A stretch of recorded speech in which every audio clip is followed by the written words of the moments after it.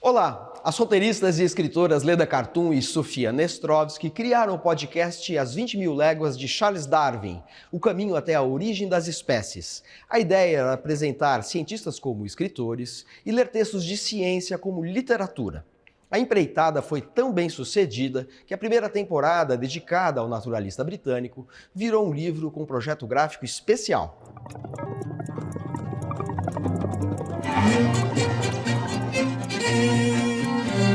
Você está ouvindo 20 Mil Léguas, o podcast de ciências e livros. Sofia, Leda, prazer ter vocês aqui no Entre Linhas. Como é que surgiu As 20 Mil Léguas de Charles Darwin?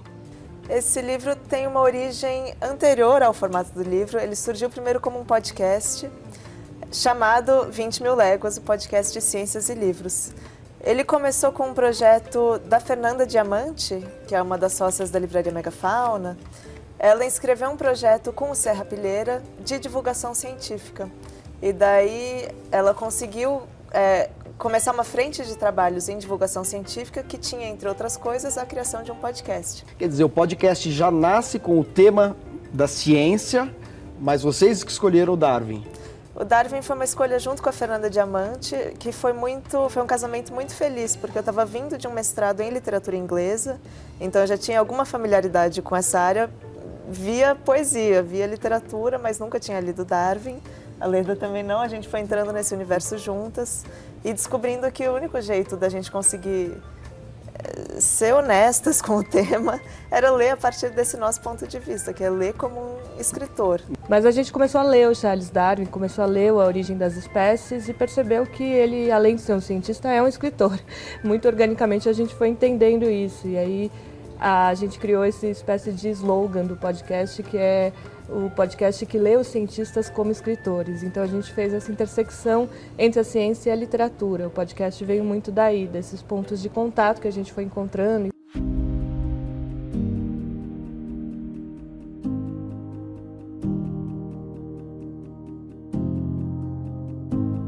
E o resultado disso qual que é? A presença de várias referências poéticas, de pensadores, de filósofos, de escritores, romancistas aqui no livro, né? A gente nota isso. Isso é uma coisa mais do olhar de vocês? Essa presença da literatura é mais decorrente do olhar de vocês ou está mesmo no Darwin? Eu acho que se a gente for olhar de verdade, está mesmo lá.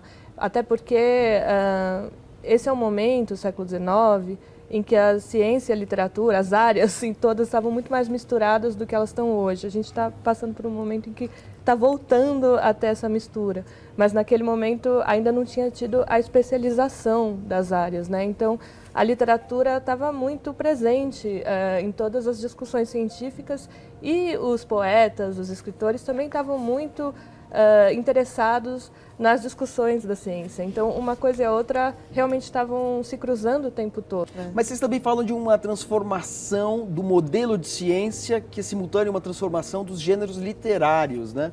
Vocês escrevem aqui, o que aconteceu foi uma mudança de gênero literário, uma mudança de modelo de pensamento. No século XIX, as percepções dos cientistas passaram a ter uma concordância subterrânea com os procedimentos dos romancistas. É interessante isso, né? Ver como os gêneros mudam em diferentes áreas do conhecimento ou da produção intelectual ou artística, né? Se você pega um cientista anterior ao Darwin e que foi muito influente para o Darwin, como o Alexander von Humboldt, que escreveu muito também, foi muito lido, ele está fazendo uma ciência que ela é descritiva, e ele descreve muito o mundo. Ele viajou para muitos países para descrever o que ele via e para tentar colocar em comparação dois lugares muito diferentes do mundo e ver os elementos em comum e os elementos diferentes.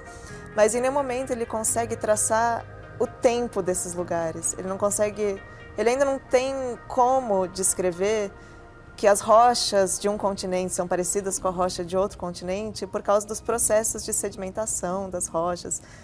Muito menos maneiras de dizer isso em relação às espécies, que elas podem ser parecidas numa ilha e num continente porque teve um processo de transformação daquelas espécies. O Darwin trouxe o fator do tempo para dentro da ciência, isso que faz toda a diferença. Agora, o livro de vocês também é um livro de viagem, né? Porque o Darwin viajou muito e vocês acompanham esse périplo dele. Por que lugares ele passou e que lugares vocês reproduzem aqui? Bom, a gente conta muito do Darwin no Brasil, que é uma viagem que ainda tem pouca gente hoje no Brasil que sabe que o Darwin veio para cá e sabe do quanto isso foi importante para ele, para a formação dele. Ele passou por Salvador, passou um carnaval em Salvador, que ele não gostou nem um pouco. Fernando de Noronha, ele também não gostou muito. Eu fico imaginando como devia ser bonito o Brasil para Fernando de Noronha não chamar atenção no século XIX. Mas ele veio para o Rio de Janeiro, conheceu bastante do Rio de Janeiro. Vocês reconstituem outras viagens dele também? A gente conta principalmente do Brasil, mas a gente fala bastante de Galápagos, que foi um momento chave na intuição que ele teve. Foi a primeira intuição, na verdade, o ponto de virada veio daí, quando ele estava em Galápagos e começou a perceber as diferenças entre os bicos dos tentilhões. Na verdade, quando ele estava lá, ele só anotou, e aí depois, quando ele chegou na Inglaterra, que ele entendeu como aquilo era importante. Onde que as pessoas podem ouvir o podcast que deu origem ao livro? As 2 temporadas do podcast 20 Mil Léguas estão disponíveis para ser ouvidas nos principais tocadores. Tanto a primeira, que é sobre Darwin, quanto a segunda, que é sobre Humboldt.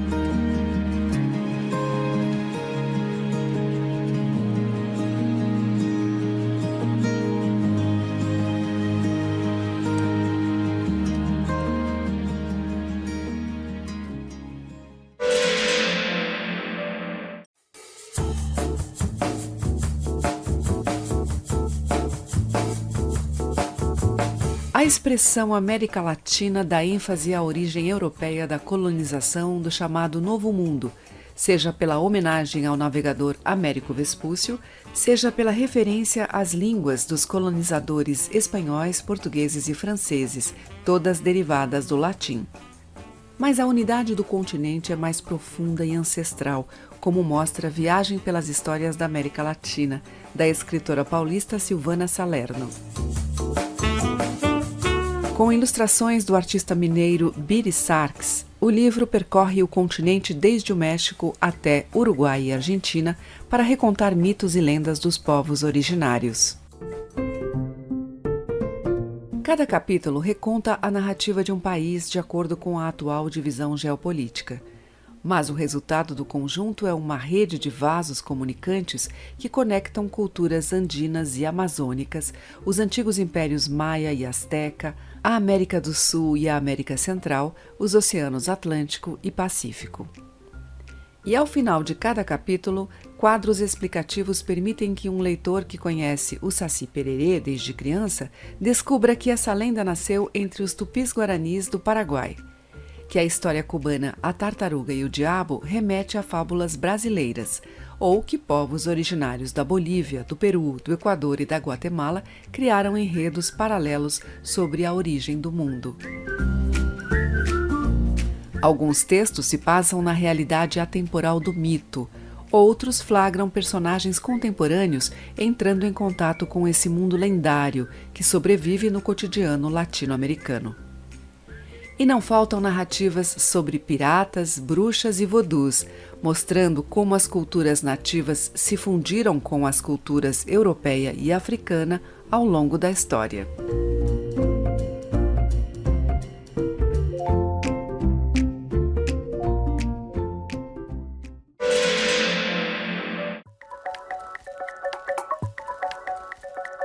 Um livro que eu recomendo é esse aqui, A Guerra Não Tem Rosto de Mulher, da autora Svetlana Alexievich. É uma obra imperdível. Ela, na verdade, ela faz uma narrativa muito pessoal, muito humana, de todas as soldadas, ou de algumas delas, que foram e que participaram da Segunda Guerra Mundial. Então, com relatos emocionantes, vibrantes até.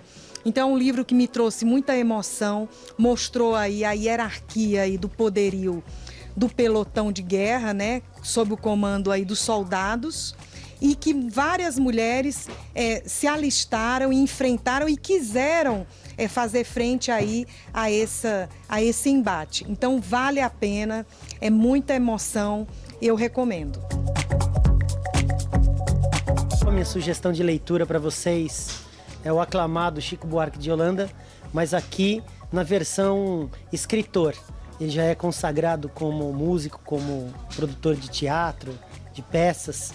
Leite Derramado é talvez o auge de uma produção que já está sólida dele. E talvez seja um momento muito oportuno do Brasil para a gente ler o Leite Derramado. Ele fala de um idoso acamado de 100 anos, que já foi da elite brasileira e que agora se encontra no leito de morte. Esse leito de morte é uma imagem muito rica para um autor, que é o Walter Benjamin, que também é muito famoso, muito conhecido e citado no Brasil, mas se encontra num momento também oportuno para a gente reler, porque ele é tão citado que parece que a gente já conhece absolutamente tudo, tudo já foi decifrado. Há uma imagem poderosa que é o narrador no leito de morte, na obra do Walter Benjamin, que serve como uma chave de leitura para a gente compreender essa narrativa limiar de um idoso que está quase morrendo e que narra esse momento que percorre a história do Brasil, porque a história do século XX se confunde com a história dele. Então, é um momento muito interessante para a gente refletir sobre esse século XX que insiste em não acabar na história do Brasil, com esse livro aqui, O Leite Derramado. Bom, eu vou indicar o livro do O Velho Mar, do Ernest Hemingway, que é um livro inspirador, porque trabalha com a história de um pescador que já na sua alta idade, ele consegue lidar com as adversidades de si mesmo e provar para o mundo que ele ainda é capaz. Em outras palavras, você pode perder a batalha, mas não necessariamente a guerra e a esperança.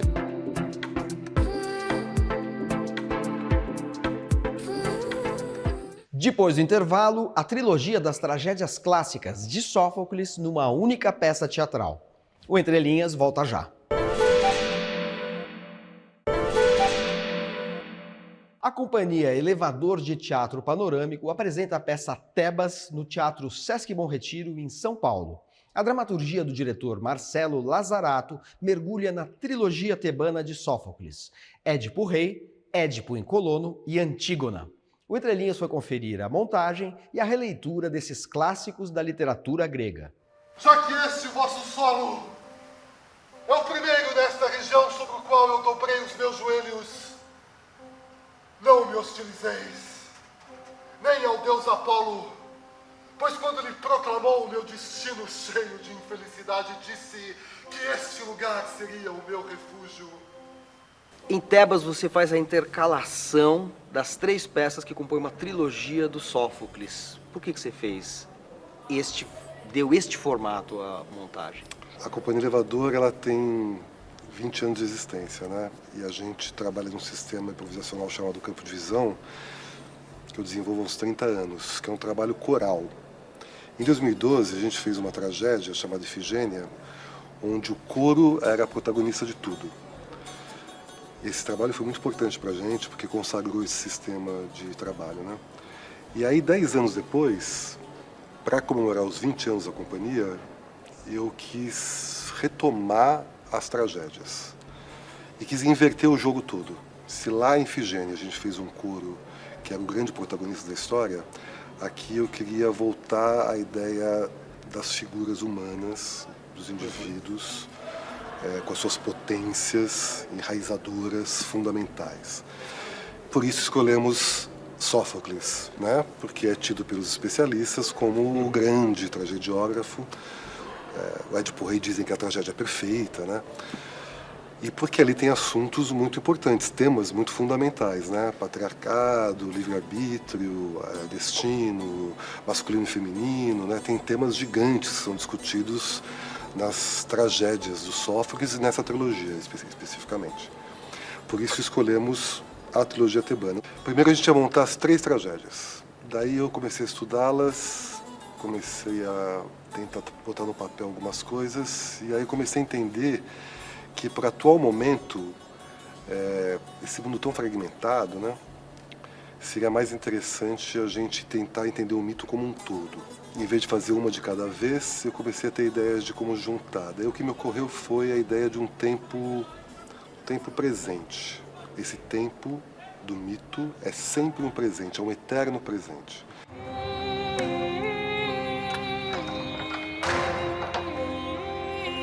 dentro dessa ideia de uma atemporalidade do mito, você contrapõe a isso também uma ideia de um espaço que é o espaço da mutação, da passagem, do porto, né, do trânsito entre lugares. Por que essa opção de colocar containers como cenário, mas ao mesmo tempo um figurino, vamos dizer assim, que caracteristicamente seria da Grécia Antiga? A contemporaneidade está sofrendo com a ausência de contato direto com as mitologias fundadoras, sejam elas quais forem. A gente escolheu essa grega, mas existem outras tantas. Eu acho que o mundo contemporâneo, muito individualista, precisa entrar em contato com coisas plurais, né? Ou seja, há muito espaço para o eu e pouquíssimo espaço para o nós, né? No mundo contemporâneo, eu sinto. E acho que o teatro, por ser uma arte coletiva, é sempre uma grita dizendo nós. Né? O nós é importante. O teatro me parece que é uma arte que reivindica esse lugar. Devemos adaptar-nos, pai, às tradições dos habitantes dessa terra. Carolina, Tebas é a trilogia do Sófocles e você faz mais de um papel nessas 3 peças que estão em cena, né? Quais são esses papéis? Bom, eu faço a Jocasta na peça Édipo Rei. Eu faço Teseu na peça Édipo em Colono. Ele é a Teseu, porque a gente se refere a esse personagem tanto no masculino quanto no feminino. Ainda do Édipo Rei eu faço a criada no final, que aí também já é um pouco híbrido entre a personagem criada e a atriz Carolina. E na peça Antígona, todos nós, o elenco, fazemos uma espécie de coro de atores, porque o personagem coro é representado por um ator, mas todos nós, atores, estamos em cena também. O figurino é o mesmo, então o que dá a diferença é uma questão corporal, uma questão de circunstância e basicamente a palavra que está sendo dita, né? Porque a gente baseia totalmente no texto isso, né? Então, os apoios que você vai encontrando para passar por isso, o Teseu, por exemplo, como ele é uma personagem que trabalha no senso de justiça, ele quase que não tem patos. Isso que a gente trabalha da tragédia, de uma personagem cheia de patos, paixões, e as coisas se movem, ele não trabalha nesse lugar. Então, ele trabalha num senso de justiça, ele controla o tempo, porque ele é o rei da cidade de Atenas, que era a cidade-mãe da época. A Jocasta é o contrário, ela trabalha totalmente no patos. Então, esses estados, por exemplo, diferenciam bastante as personagens. Essa moça que vê por mim e vê também por si mesma dizer que estás perto de nós para tirar as nossas dúvidas. Antes de completar a tua indagação, sai deste lugar. Estás em local interdito. Rita, numa peça que enfim, que tem um figurino da Grécia Antiga, mas ambientada num cenário de um porto contemporâneo, você é a personagem que representa esse universo contemporâneo. Você que abre o container e libera os mitos que saem de dentro dele, né? O que significa essa sua personagem na peça? É como se fosse, os mitos podem acontecer a qualquer momento, né? Esses mitos podem ser abertos em qualquer espaço e em qualquer tempo. E essa conexão com o agora é feita por essa personagem, que a gente no começo chamava de tempo, porque é, né, exatamente esse lugar. E com um figurino também contemporâneo, é totalmente fora do que está a peça inteira, né? Ao final da peça, você canta, né? Que significado tem essa música dentro da encenação toda? A nossa ideia, né, é que a gente consiga também trazer uma luz ao final da peça. São tragédias, são peças complexas, são temas complexos, né? E ao final da peça, a gente tinha vontade de que aquilo pudesse também trazer uma luz no fim do túnel mesmo, né?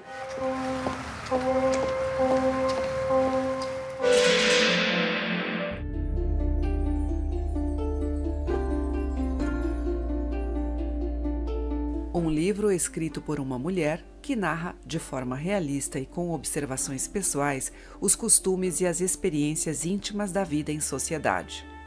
Na cultura ocidental, só seria possível encontrar uma literatura com tais características a partir do século XVII. No Japão, porém, essa obra foi escrita entre os anos de 994 e 1001 por Sei Shonagon, e tem o título de O Livro do Travesseiro. Esse clássico da literatura japonesa reúne pequenas narrativas, anotações e poemas de uma mulher culta, com pleno domínio da linguagem e que expressa com perspicácia suas opiniões sobre as convenções sociais e as relações de poder, mas também reflete sobre as artes, a arquitetura, os códigos das vestimentas e a natureza. Sei Shonagon servia como dama da imperatriz Teishi durante o período Heian, considerado o ápice da corte imperial japonesa, então sediada em Heian-kyo, atual Kyoto. Nesse ambiente de sofisticação das artes, ela conviveu com consortes e ministros do Palácio Imperial, mas o seu foco minimalista é a observação dos hábitos sociais e da coreografia dos amantes, com reflexões morais sobre uma vida contemplativa, porém recheada de rivalidades, ciúmes e vaidades. A existência de uma obra como O Livro do Travesseiro diz muito sobre o lugar da mulher numa sociedade refinada, mas ao mesmo tempo tradicionalista. Não se conhece seu sobrenome de batismo. Shonagon provavelmente corresponde ao cargo de baixo conselheiro, ocupado por seu pai ou um de seus 2 maridos, o que indica que a hierarquia se sobrepunha à individualidade. Por outro lado, Sei participava dos jogos amorosos da corte e gozava de respeito entre os cortesãos por sua erudição, que incluía conhecimentos sobre a cultura chinesa e correntes religiosas como o budismo, shintoísmo e confucionismo. O Livro do Travesseiro desvela um mundo longínquo no tempo e no espaço, regido por regras hoje incompreensíveis, mas inspirador em relação ao poder atemporal de emancipação social pela arte, especialmente a arte da palavra.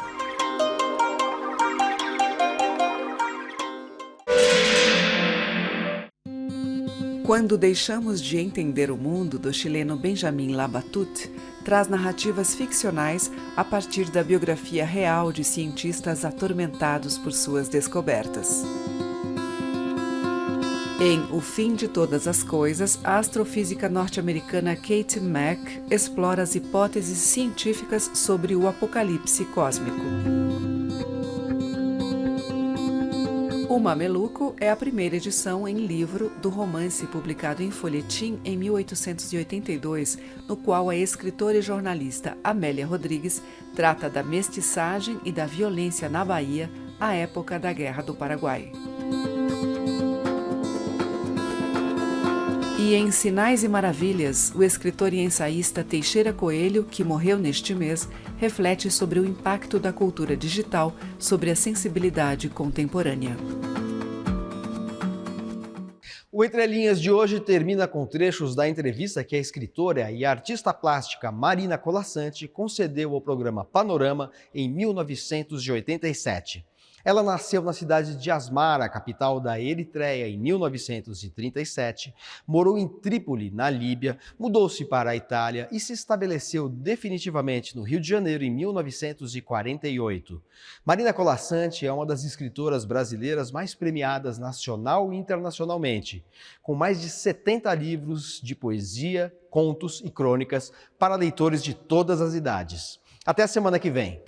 Agora eu queria saber uma coisa, para você, quando você sabe que está pronto um livro, que você está pronta para escrever aquele livro? Porque cada escritor tem um jeito especial, né, Marina? Como é que é o seu? Eu sei quando eu estou pronta para fazer um livro. Primeiro porque eu tenho ciclo, como eu estou me preparando para 5 livros para frente, eu vou amadurecendo. E depois, dentro de mim, vai se juntando material, vão se juntando sons, pessoas. Então é como se eu tivesse dentro de mim uma estação de trem e vão se juntando os grupos. Feito aqui no estúdio está o grupo ali que vai cantar daqui a pouco, junto para trabalhar. Na minha cabeça ficam os personagens dos contos de fada me esperando, incompletos, sem braço, sem perna, mas eles estão ali. Quando tem muita gente, eu tenho que fazer passar um trem para levar eles. Eu tenho que fazer o livro.